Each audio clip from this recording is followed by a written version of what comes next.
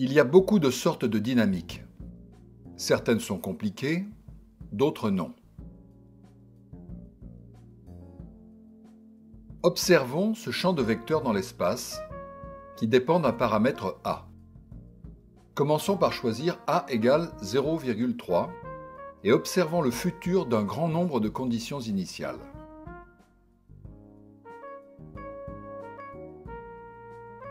Après un certain temps, elles sont toutes tombées sur une trajectoire périodique. Aucun chaos là-dedans.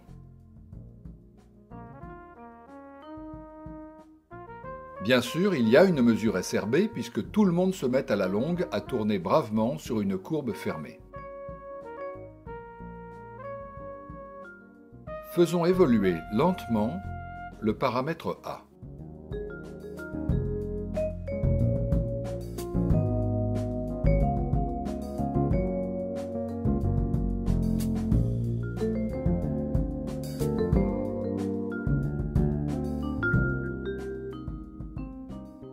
Regardez, pour A égale 0,335, la trajectoire périodique est dédoublée.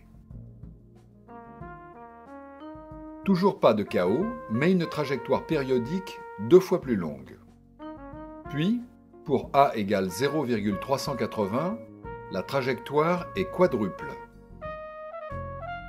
Et puis les choses s'accélèrent.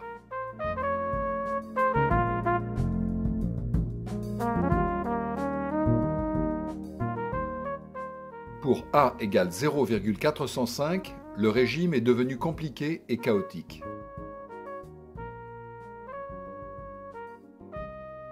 Mais ce qui est étonnant, c'est que si l'on continue à augmenter le paramètre A, parfois, sans prévenir, la dynamique chaotique redevient simple.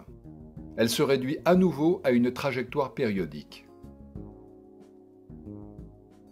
Comment comprendre ces bifurcations ? Quel est le comportement le plus fréquent dans la nature? Chaotique? Non chaotique? Ce n'est pas clair du tout. Pendant des siècles, on n'avait pas pensé que le chaos pourrait exister, et aujourd'hui, on le voit partout. Pour chaque valeur de A, on observe la trace de l'attracteur sur un plan. On la dessine en rouge. Quand le paramètre A varie, cela produit une dentelle qu'on appelle un diagramme de bifurcation.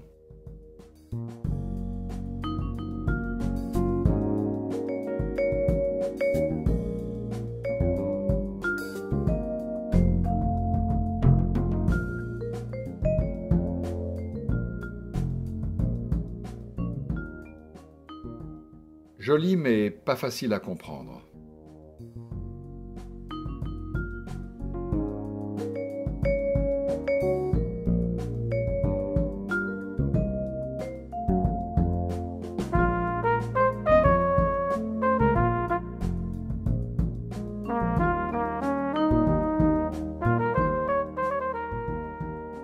Voici encore d'autres dynamiques. Bien sûr, le mathématicien cherche à établir des résultats qui sont toujours valables. Mais bien souvent, il commence par observer des exemples. Son espoir est alors que ce qu'il voit sur un exemple simple pourrait être réalisé en toute généralité. Reprenons l'idée de Lorentz, Sinaï, Ruel, Bowen, SRB.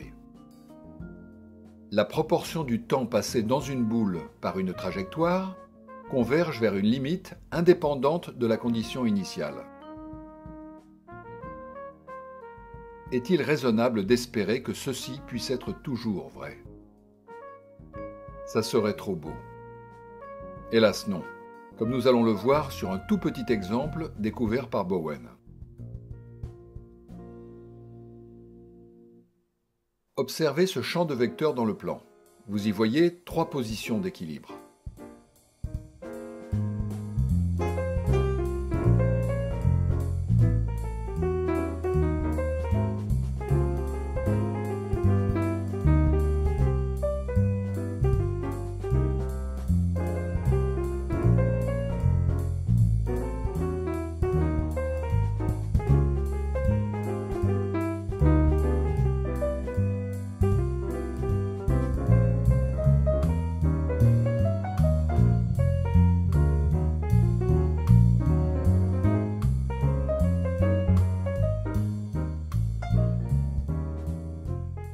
trajectoire démarre.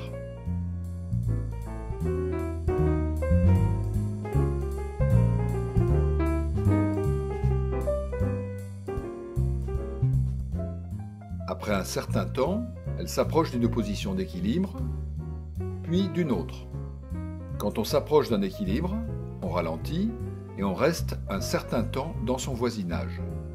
Ensuite, on repart vers l'autre équilibre. Et on y reste encore plus longtemps. Puis on revient encore plus près du premier équilibre, et on y reste encore plus longtemps, etc. Alors voici un petit disque vert, et observons le temps de passage dans ce disque. Eh bien, pendant de très longues périodes, on y reste, si bien que la proportion du temps passé à l'intérieur est proche de 100%. Puis on le quitte très longtemps, et la proportion chute à une valeur proche de 0. Puis elle remonte près de 100%, puis elle rechute, etc. Vous voyez, il n'y a aucune convergence. Il n'y a pas de mesure de Sinai-Ruel-Bowen.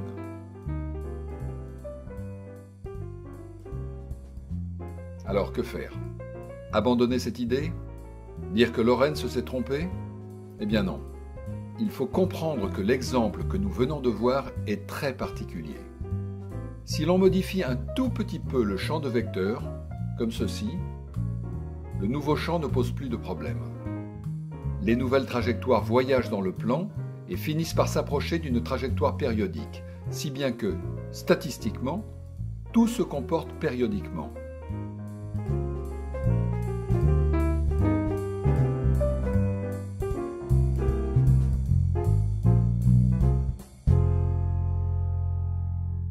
On a bien une mesure de Sinai-Ruel-Bowen.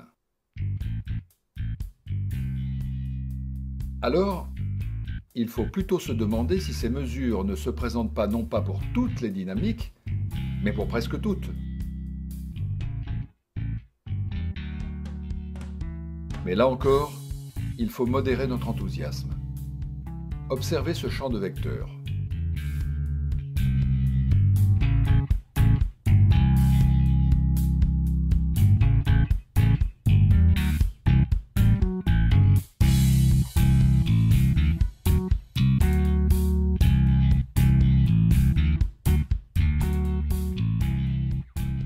Voici une trajectoire. Tout va bien, elle s'accumule sur un papillon comme nous l'avons vu.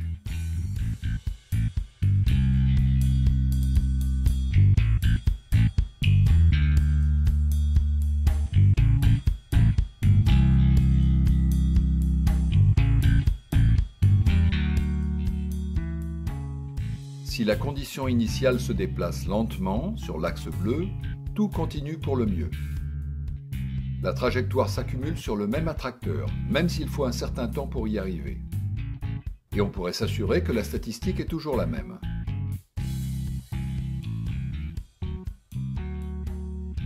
Mais, tout à coup, sans prévenir, surprise, les trajectoires vont s'accumuler ailleurs, sur un autre attracteur, qui n'a rien à voir avec le premier.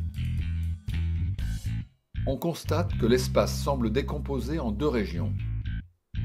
Si on part d'un point de la première région, on s'accumule sur le premier papillon, et si on part de la deuxième région, on va sur l'autre. Autrement dit, on ne peut pas dire qu'il y a une mesure SRB puisque la statistique limite dépend de la condition initiale. Mais on dit qu'il y en a deux. Pour certaines conditions initiales, la statistique suit la première, et pour d'autres, la seconde.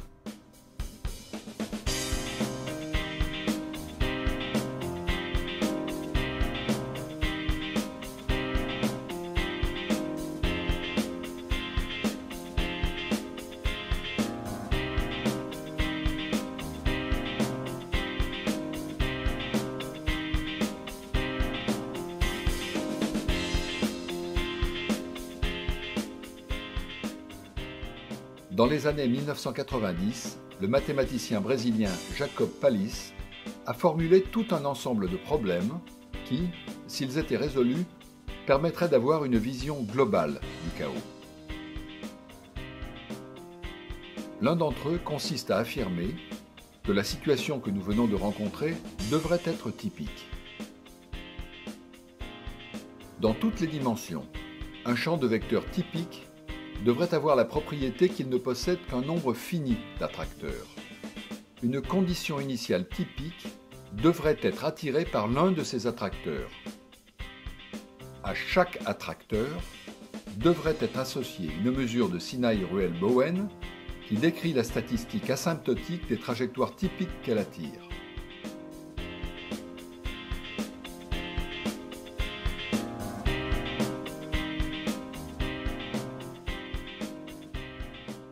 Tout un groupe de mathématiciens s'attaque énergiquement à ces conjectures et semble les résoudre en ce moment, petit bout par petit bout, méthodiquement. Une image globale semble émerger. Cette image est-elle trop optimiste? L'avenir le dira.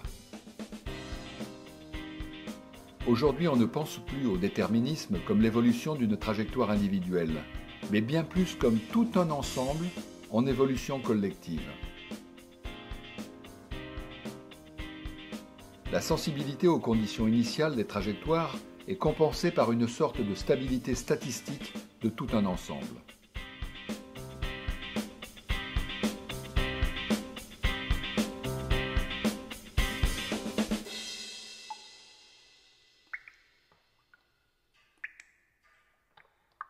Buffon, en 1783, n'avait-il pas pressenti cela en écrivant cette magnifique phrase qui montre un monde tout à la fois chaotique et complexe, un monde qu'il faut appréhender dans sa globalité.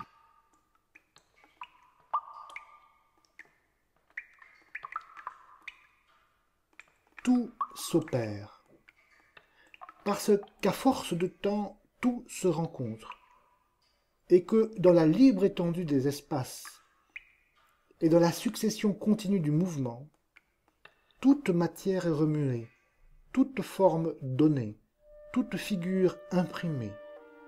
Ainsi, tout se rapproche ou s'éloigne, tout s'unit ou se fuit, tout se combine ou s'oppose, tout se produit ou se détruit par des forces relatives ou contraires qui seules sont constantes. Et, se balançant sans se nuire, animent l'univers et en font un théâtre de scènes toujours nouvelles et d'objets sans cesse renaissants.